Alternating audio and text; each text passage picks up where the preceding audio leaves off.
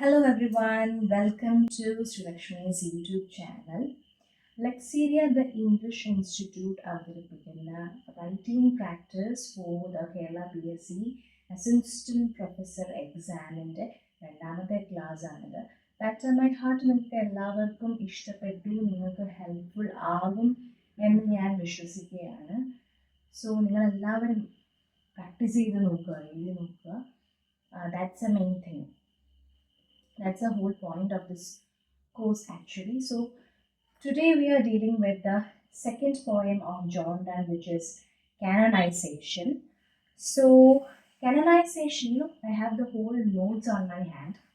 See, Canonization has five stanzas of 9 lines, and each stanza ends with the word love, which is the central experience in the poem.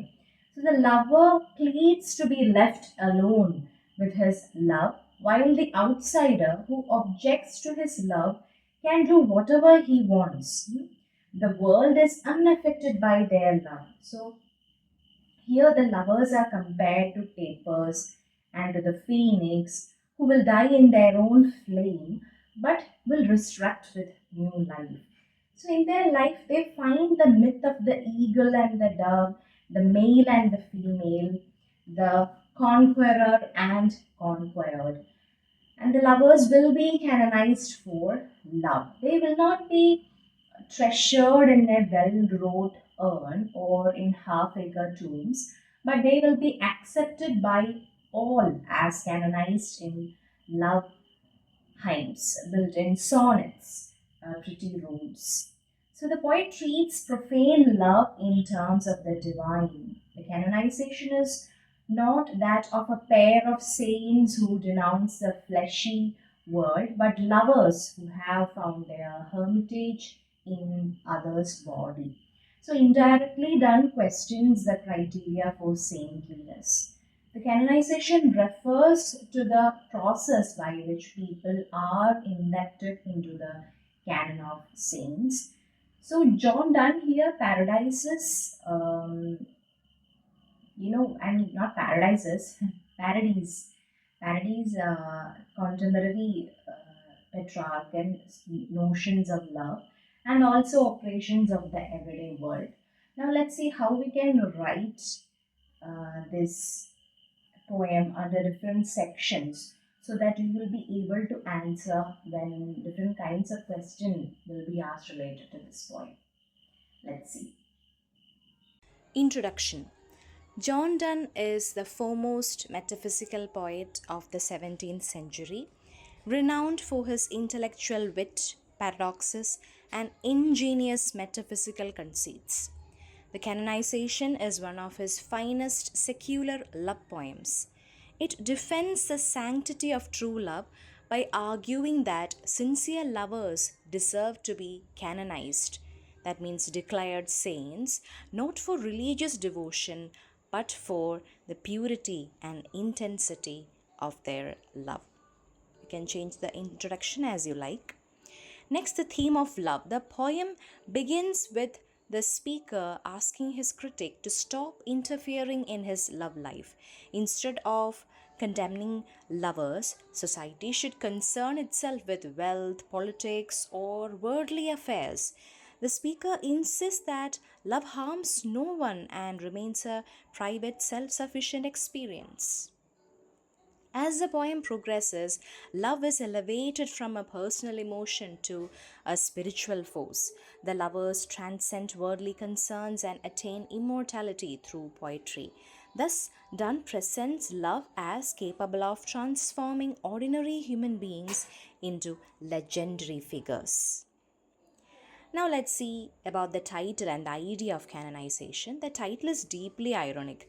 In Christianity, canonization is a process by which a person is declared a saint. Donne appreciates this religious concept to suggest that lovers, through their complete devotion to one another, achieve a kind of sainthood. Their love becomes an object of admiration and inspiration for future generations. What a thought, what a contrast that he has brought to his poetry. which itself becomes a feature of the metaphysical poetry. Now, let's see about the metaphysical conceits. The poem is celebrated for its elaborate metaphysical conceits. Donne compares the lovers to a fly or taper, that means candle, suggesting their lives are consumed by love. Next is the phoenix, symbolizing death and rebirth, indicating that love continually renews itself. And the next, the lovers are compared to saints whose lives become worthy of remembrance and reverence. So these unexpected comparisons demonstrate Donne's originality and intellectual brilliance. Next is the paradox and wit, which is the central of the poem. The lovers appear insignificant to the world, yet they achieve immortality. They die to ordinary life but live forever through poetry. So, such contradictions enrich the poem and exemplify the wit characteristic of metaphysical poetry. Now, about the language and style, the poem adopts a conversational tone, a dramatic opening with the famous line, "For God's sake, hold your tongue and let me love." Its argumentative structure resembles a debate, with the speaker systematically defending his position. John Donne's diction combines everyday speech with religious imagery, creating a distinctive poetic voice.